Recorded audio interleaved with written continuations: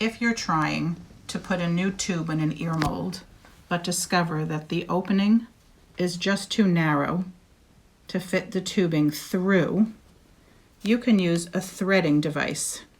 You probably don't have one of those at home, but you can take a simple piece of dental floss, fold it in half. Put the folded end of the dental floss in through the canal portion of the mold. So now you've created a loop.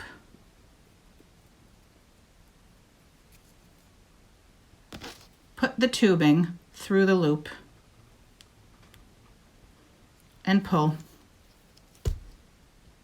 You may need to use some force to pull the tubing all the way through, but you should be able to grab the end of the tube. It may have folded, and that's okay.